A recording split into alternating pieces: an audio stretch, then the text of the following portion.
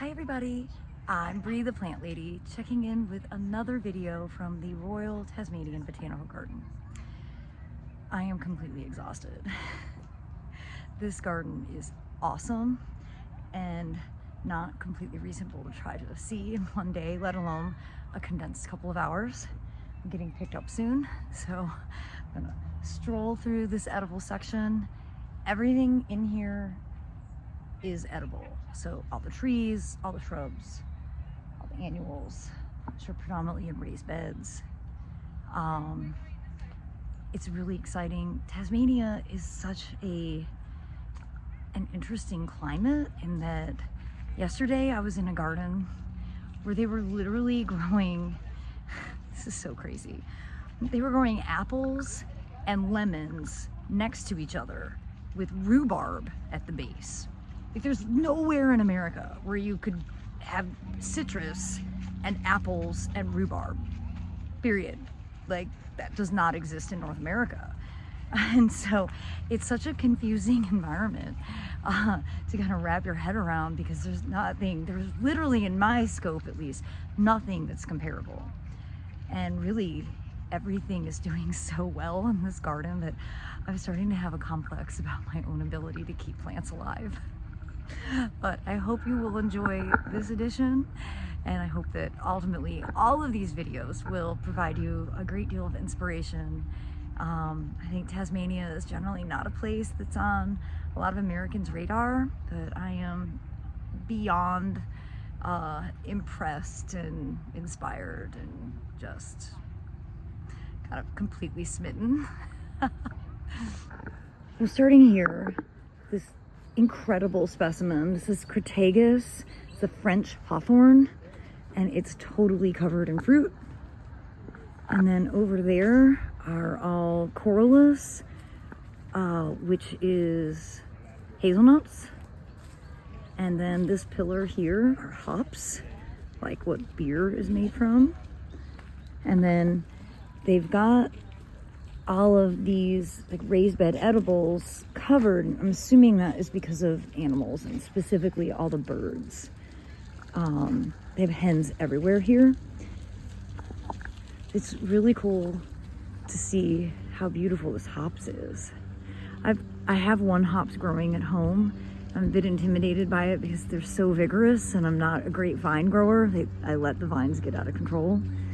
But now I'm more inspired and I want to be able to grow hops. And here is pepino, and you can see the fruits there. And I'm assuming this is perennial, the spot. Now that is some small sad corn compared to what I'm used to seeing. And peppers. It's not hot in this climate, so heat-loving vegetables are probably not ideal. And then we've got blueberries planted down here, a piece of North Carolina. And I actually need to walk down there to get all the labels. Well, here is something you're never going to see in North Carolina. Lavender and citrus. And specifically, this is a lemon by a mandarin. So they're calling it lemonade. That's kind of cute. So, you know, lots of interesting hybridization in citrus, and they're totally hardy here in Tasmania because it doesn't freeze. And they can grow lavender because it's not humid. And they only get 18 inches of rain annually. Well, I'm always excited to see kale and fava beans being grown. And of course, you know, fava beans are something I'm very enthusiastic over. I think everyone should grow them at least once. Great nitrogen fixing legume. Here they are again, probably planted a few weeks earlier. Again, we're in fall at this point, and they call them broad beans. This is early long pod. Doesn't really look like it's in full flower at this stage, but probably will be in the next couple of weeks. And then they've got this also planted with early purple turnips. This is like being at home, minus the fact that I don't have mine protected with netting. I like this netting a lot, and snakes can't get caught in it. So it's actually a really good product. I'm not sure I've seen this in the United States. Well, I've been hearing a lot about new blackberry hybrids that apparently have huge fruit. I don't know if this is one, but this is something called youngberry. And they do have rubus that, similar to North Carolina where it's native, is just naturalized all along roadsides. And it's kind of gnarly because, you know, they're so thorny. But I like this system for being able to keep them tied up and keep it neat and tidy.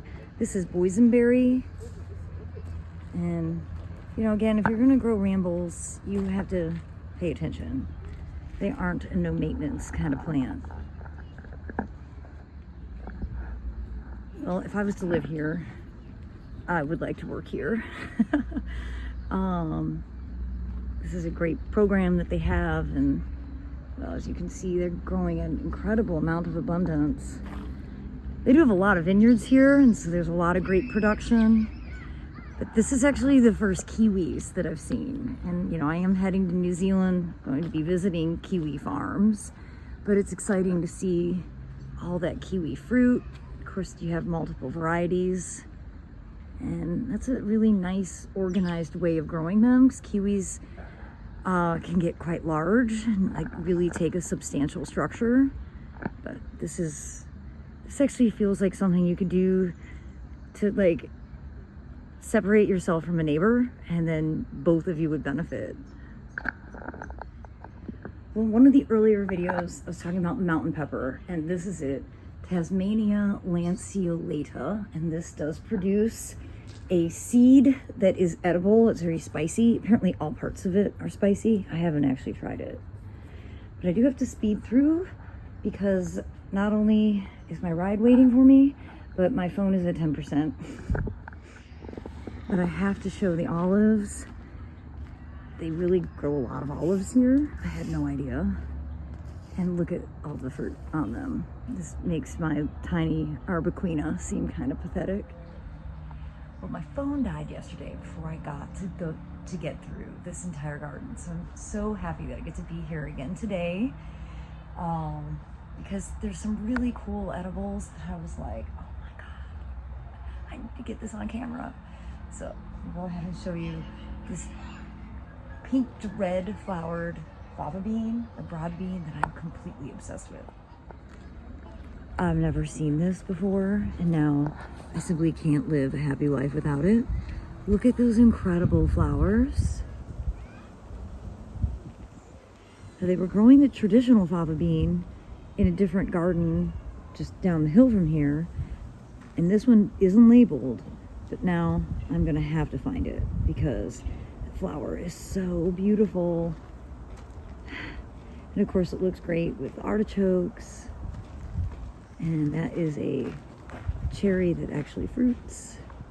And then of course, because this is Tasmania, you've got citrus planted next to a cherry, planted next to a pomegranate, planted under an olive. Because there are literally no limits to what you can grow here in this exceedingly mild climate. And of course, just to show you, artichoke in bloom with thyme and oregano. So I haven't seen tons of tomatoes here, but you can see they do grow them. And I have seen a few tomatoes in private gardens. But it's, you know, it's different than it is for us in the US, this mild climate. Tomatoes don't love it as hot as North Carolina, but they do produce a lot in the heat. But you can see these are actually very productive. These are all, you know, cherry-like tomatoes, but growing very well. And here you go. It's Barry's Crazy Cherry. I have grown this many times from Baker Creek Heirloom Seed. And then this one, the black one, is Brad's Atomic Grape. Another one that you can buy the seeds from through Baker Creek. So some of these little boxes I think are part of a school gardening program, according to that sign.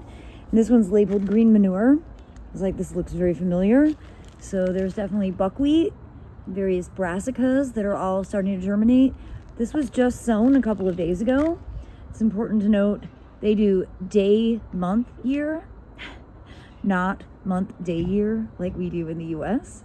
So that was sown on April 17th.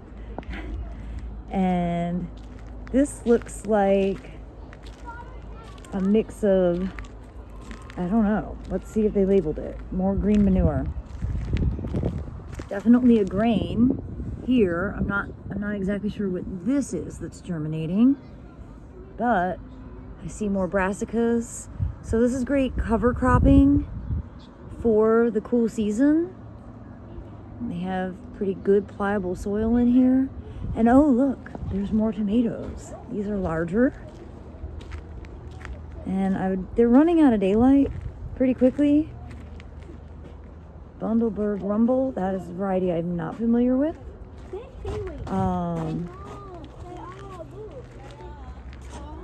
The kiwis are a popular thing here. Always fun to see kids interacting in the garden, identifying plants. Well, they can grow figs here. Let me tell you, this one's just called common fig, and it is one of the most enormous fruits that I have seen. There's some that are very ripe up there.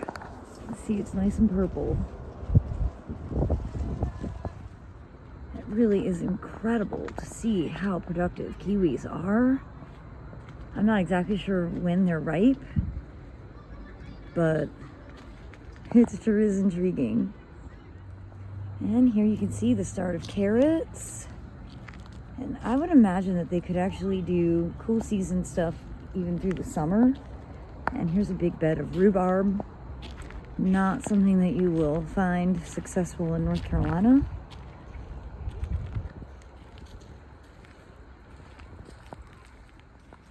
It's definitely been fun to see all the persimmons that they grow here. And this one is covered in fruit. They're not really quite ripe yet, but this is Fuyu. Probably the most, I was gonna say the most practical of all the persimmon varieties. This is an Asian persimmon. It gets great fall color and, you know, heavy fruit set. Well, here we have chestnuts, and you can see the casings all over the ground. I don't know whether they've been harvested or if animals did that. But that's pretty cool. Castanea sativa. And then back in there, they've got a nice espaliered hedge of pears. They do grow apples exceptionally well here. Just so incredible to see. It's never going to not be in awe of seeing something like plums and apples next to citrus. It's just such an interesting environment. Well, and it's really funny. Last night I was thinking, I haven't seen any mulberries here. Alas, they do grow. This is a black mulberry. Really beautiful. You know, I always think mulberries are worth growing just because they create such an incredible canopy and they're a wonderful shade tree. They get quite large. Fruits are delicious and it attracts lots of birds. Well, everybody, I hope that you have enjoyed this video tour featuring the edible garden here at the Royal Tasmanian Botanical Garden. I look forward to sharing more videos in the coming days. As always, thanks for watching and happy gardening.